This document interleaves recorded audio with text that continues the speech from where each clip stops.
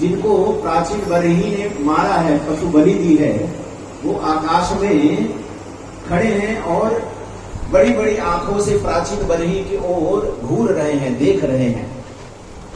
नारद जी कहते हैं कि भो भो प्रजापति राजन पशुन पश्य त्वयाध्वरे। हे राजा, तुम आकाश में स्थित उन पशुओं को देखो जिन्हें तुमने मारा है, और वे बड़ी बड़ी आंखों से तुम्हारी ओर निहार रहे हैं, क्रोध मुद्रा में तुम्हें देख रहे हैं, और मन में ये विचार कर रहे हैं कि हम इस राजा से जो है प्रतिशोध लेंगे, जिन्होंने मुझे मारा है, हमें कष्ट दिया है। जब ये मर करके हमारे लोक को आएगा तो हम बड़े बड़े सिंहों से इसे चोट पहुंचाएंगे, इसे कष्ट देंगे, इसे मारेंगे और अपनी हत्या का बदला लेंगे। प्रायः हम सब ये देखते हैं कि लोग जो है अपने पूजा आराधना में बलि आदि करते हैं। श्रीमद् भागवत शास्त्र जो है पूर्ण रूप से बलिदान आदि का निषेध करता है। कुछ लोग तो ऐसा भी तर्क देते हैं कि वेदों में लिखा है कि पशु बलि करो। लोगों ने वेदों को ठीक से पढ़ा ही नहीं और वे अर्थ का अनर्थ करते हैं। वेदों में लिखा कुछ और वेदों के अर्थ को ना जानने के कारण वो उसका अर्थ कुछ और कहते हैं। जैसे हमने ये देखा है कि जब हम कोई यज्ञ करते हैं तो यज्ञ के अंत में उड़द की और दही की एक बलि दी जाती है और उसमें ये मंत्र पढ़ा जाता है कि दधी मांस बलिन समर्पयामि। तो वहां पे दधी और मांस शब्द कहा गया, और मांस शब्द का संस्कृत में जो अर्थ है वह मांस नहीं है। संस्कृत में मांस शब्द यहां जो उपयोग किया गया है वह उड़द के लिए किया गया है। यदि आप आयुर्वेदिक ग्रंथों को पढ़ेंगे तो आयुर्वेदिक ग्रंथों में भी उड़द को मांस कहा गया है।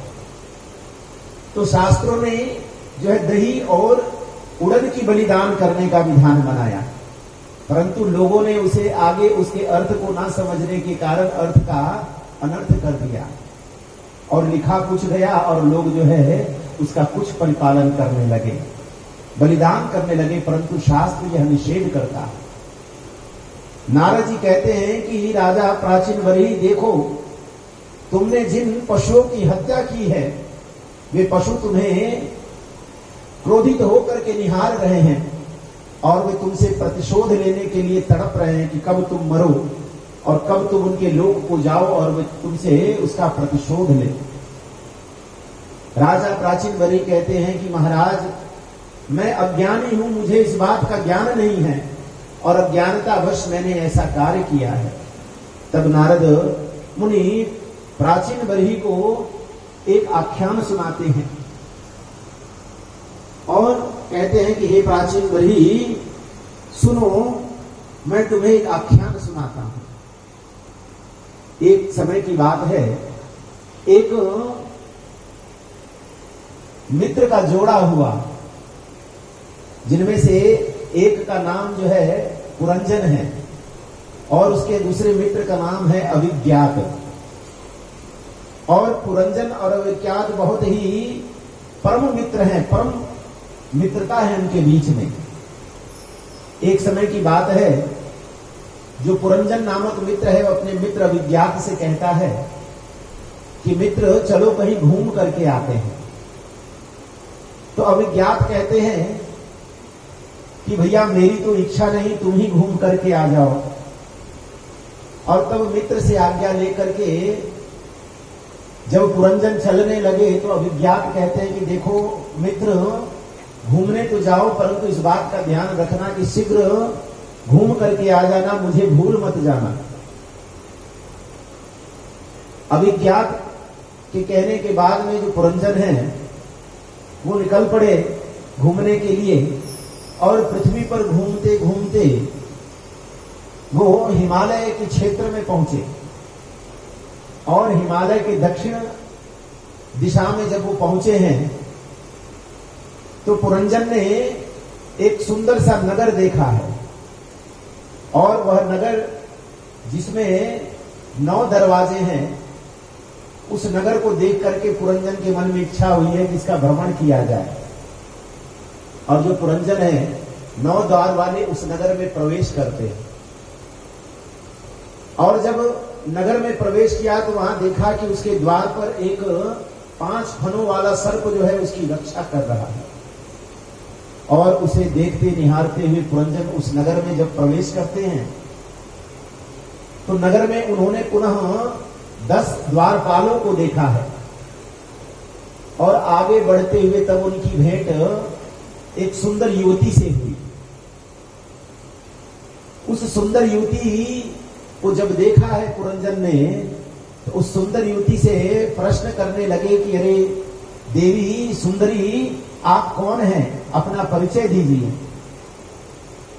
वह सुंदरी कहती है कि मुझे अपना नाम गोत्र नहीं पता कि मेरा नाम क्या है और मेरा गोत्र क्या है, परंतु मैं इतना जरूर जानती हूं कि यह जो नगर देख रहे हो, यह जो महल देख रहे हो, मैं इसकी स्वामिनी हूं, मैं इसकी रानी हूं।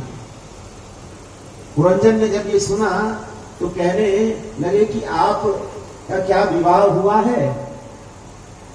तो वह सुंदरी कहती है कि अभी तलाश कर रही हूं, अभी तक मुझे कोई वर नहीं मिला। पुरंजन कहने लगे तो क्यों ना हम विवाह कर लें, प्रेम से कहिए श्री राधे। वह स्त्री जो है स्वीकृति प्रदान कर देती है और पुरंजन जो है उस सुंदर युवती के साथ में विवाह कर लेते हैं। पुरंजन का विवाह हुआ और उस सुंदर स्त्री से पुनः पुरंजन को 1100 पुत्र हुए हैं और 110 कन्याएं हुई हैं। और पुरंजन जो है उस स्त्री के साथ में वहां पर रहने लगे, भोग भोगने लगे और उस स्त्री के माया में इतने पड़ गए हैं कि अनेक वर्ष व्यतीत हो गए, 100 वर्ष व्यतीत हो चुके हैं उसके साथ रहते हुए। और उसकी माया में पड़ के जैसे जैसे वो स्त्री करती है वैसा वैसा वो करते हैं। वो स्त्री हंसती है तो ये हंसते हैं, वो रोती है तो रोते हैं। वो जैसा करती है उसकी आज्ञा का अनुसरण करते हैं। और ऐसा करते करते 100 वर्ष व्यतीत हो गए। और 100 वर्ष व्यतीत होने पर एक दिन उस नगर में एक गंधर्व राज का, जिसका नाम है चंडवेग, आक्रमण होता है। यह जो चंडवेग नाम का गंधर्व है, इसके 360 गण हैं और उनकी उतनी ही पत्नियां हैं। और अपनी पत्नियों के साथ में वो पूरी सेना को लेकर के चंडवेग जो है गंधर्वों की सेना लेकर के आक्रमण करता है पुरंजन की नगरी पर। पुरंजन की नगरी पर आक्रमण हुआ और अचानक हुए उस आक्रमण को देख करके पुरंजन भयभीत होता है। युद्ध होने लगा। इधर जरा नाम की एक स्त्री जो कि दिखने में बहुत कुरूप है, वह घूम रही है और अपने लिए उचित वर खोज रही है। नारद जी कहते हैं कि वह स्त्री वर खोजते हुए उसकी भेंट मुझसे हुई। और उस स्त्री ने जब मुझे देखा तो कहने लगी कि मैं बहुत दिनों से कोई वर खोज रही हूं जिसके साथ विवाह करूं, परंतु मुझसे कोई विवाह नहीं करता है, इसलिए आप मुझसे विवाह कर लीजिए। नारद जी कहते हैं कि देवी, मुझसे विवाह करके क्या करोगे, मैं तो सन्यासी हूं, मैं तो भगवान की भक्ति करने वाला हूं, मुझे गृहस्थ आश्रम में नहीं जाना। तो उसने मुझे श्राप दिया कि तुम मेरी अवज्ञा करते हो, मुझे स्वीकार नहीं करते, तो आज से तुम जो है एक स्थान पर कभी नहीं रहोगे, भटकते रहोगे। प्रेम से कहिए श्री राम।